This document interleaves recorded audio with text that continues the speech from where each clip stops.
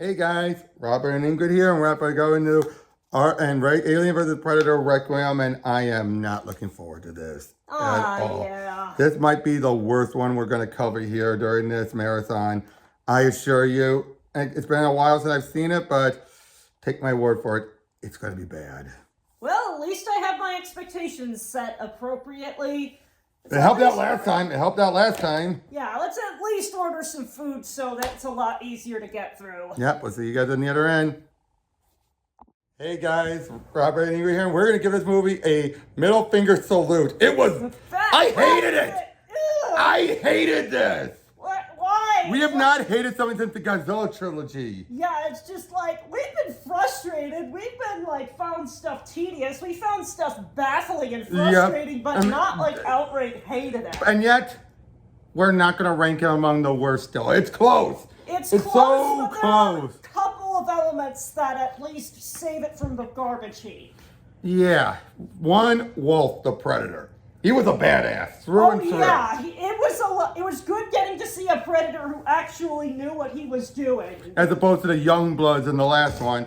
And he's on par with the best of the Predators we saw in the old Predator stuff. Mm-hmm. But everything about this, the aliens, I mean, for one, you had kids getting killed right then and there. Mm-hmm. That took a huge chunk. The fact that when the first face hug was a kid out hunting with his dad. Yeah, it's just previously it was only just implied that happened. Yeah, with Haley's Hope. But here it's no, and we see the kid whoosh. It's no! You should have, at the very least, I wouldn't have minded if it just went, and that was it.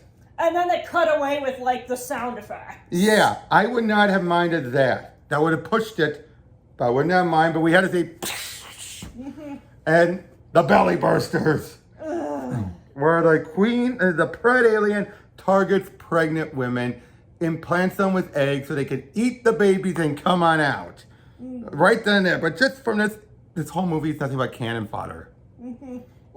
At least when we've criticized some of the previous movies, supporting cast for being a little bland, you can at least tell that their lives mattered in the context of the plot. They might have not have mattered much or for very long, but you can still tell, their deaths meant something. Whereas here it's just you're gonna die, you're gonna die. It's all gratuitous, and it's it's a slasher movie. It is a slasher movie of the worst kind. Yeah, it's just it's all gore. It's all gore. Thinks that it's it got an R rating, let's abuse it. It's just it's the teenagers version. It's the edgy teens. Ian's estimation of what they expect an R-rated movie to be. And I thought back about it, and I realized something.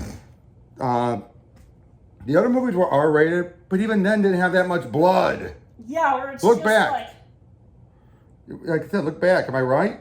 Yeah, it's just there was not actually that much on screen, but when they used it, they made it count. It was very impactful. Like the first one. Just let's just dump a bunch of red on the page and call it a day. Yeah, and I'm not even sure if we watched the unrated version or not.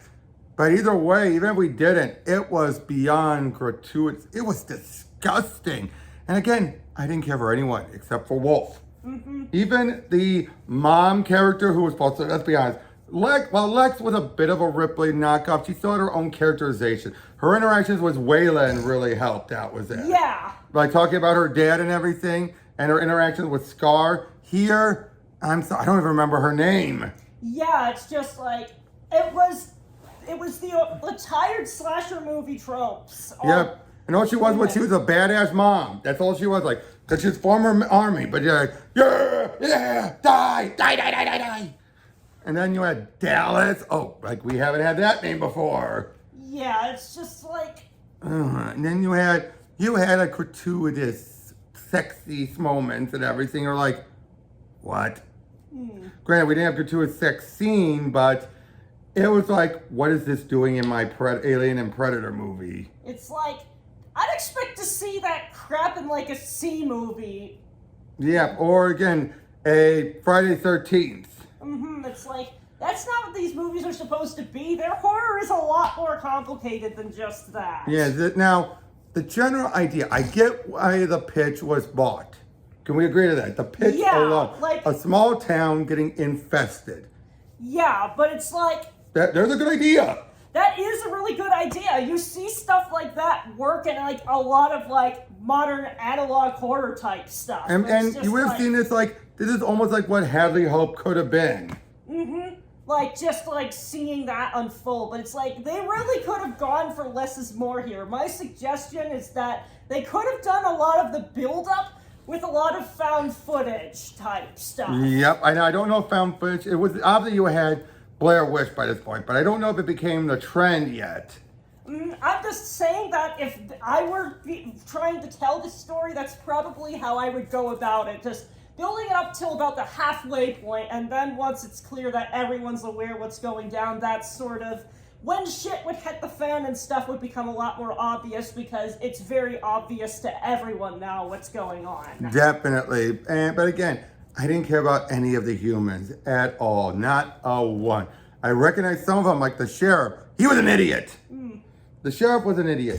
Dallas seemed to only know what he's doing because the plot demanded. That was the big thing. The plot demanded their intelligence. Would you agree with that? It's like, yeah, it didn't really naturally arise from the sort of life circumstances they would have had, or they didn't really establish any life circumstances they would have had at all to understandably make those kind of inferments or whatever. Yep, and again, this was one of the most gratuitous cases of setting up disposable characters I think we've ever seen. Yeah, it's just like, like I said, we previously criticized them for being a little bit bland, but at least the ones we criticized for being bland were just cliche. These were just a whole lot of nothing. Yeah, I mean, they were cliches. They were horror cliches, which is worse than normal cliches. I mean, at least Alien Resurrection. Some of those were cliche, but at least they had an interesting world. Yeah. AVP, the first AVP. Yes, they were cliches, but at least they had a purpose for why they were brought on. Here, they're cliches because they're small town cliches. And also, please tell me this. Would a small town have a nuclear power plant? Yeah, no. What? That's beyond comic booky. It's just like, there are people that would have not in my backyard that shit to hell and back. You just know there would have been. Exactly, and especially this small town. Let's mention the other good thing, the post-credits, because remember, this is right after the events of the first movie. So Weyland, they probably don't even know he's dead yet. Yeah. But we get a setup at the end where they gave up the plasma blaster from the Predator, and they gave it to the military, who bring it to Miss Yutani. Oh! That explains probably why they would merge. Yeah. They would probably find out eventually about Weyland's, what their little expedition, realize there's a connection, and decides, let's buy him out. And it's like, since the original founder is dead, and they're basically got a bunch of shareholders, I'd imagine, that are sort of filling that power vacuum, there's not going to be that much resistance. And it's like, hey, I was kind of wondering what would happen re the whole merger. And it's just like, okay, that's a satisfying explanation. I'll take that. That jolted me awake after a viewing experience where I felt like exhausted and half asleep partway through. Let's just say I grabbed a bit of a harder drink than I usually would for this one. If I had known, I would take that as well. I mean, granted, I know I've had my card lemonade before. I know I'm one drink and I'm flying. But yeah, still though, with this, it is. Now I would say this. I think this also sets up Yutani's the more evil one. Yeah, it's like, I definitely appreciate that. Or it's just like, yeah, Weyland, it's just, he's a bit quirky. He's a bit out of touch. A bit Fuck you, money. Quirky, but he's a guy that fundamentally was more interested in making a difference. And leaving a legacy. History. He wanted to make history. But here, she's clearly in it for the weapons. And believe it or not, in a what if, that Aliens What If, that show What If Burke Survived, it actually plays up on that notion that Yutani is the actual evil ones. Because they're the ones who are still around in the future. Weyland clearly ended with him. But still though, this movie was just, my God. It was so dark too.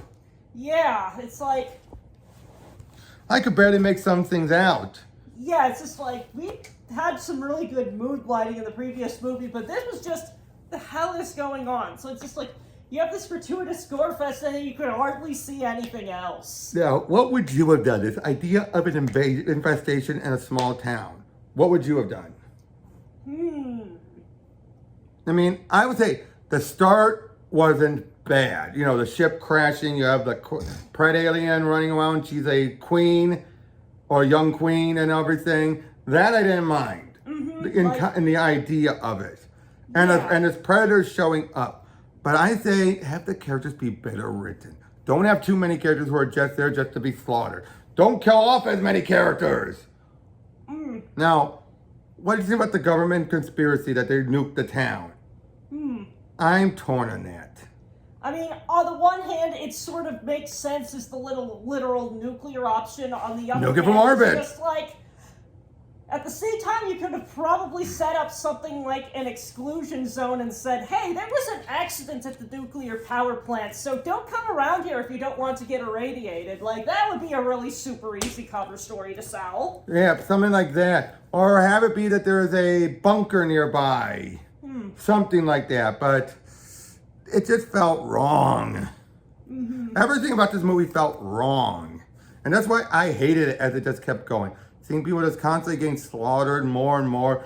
Again, what pushed me over the edge was the belly bursters. Would you agree with that? Yeah, that just seemed extremely gratuitous. Because basically, they're shoving in these pregnant woman's face and mouth down their throat. And basically, you know then, these belly bursters, the first thing they're eating are the babies. It's like they hated kids in this movie, except for the Newt XP. It felt like she only survived because she's a Newt XP. You want to bet? It's only because she's the Newt XP that she survived. If she wasn't, she'd be dead. Yeah. I'm not done with this. Let's just wrap this up. Yep, well, next time we're going to get to the prequel duology. We're nearly done with Prometheus, where we find out, remember the space jockey? That's what we're going to be focusing on. All right. Not literally the space jockey, but his race. All right. We'll see you guys on the other end. Take care.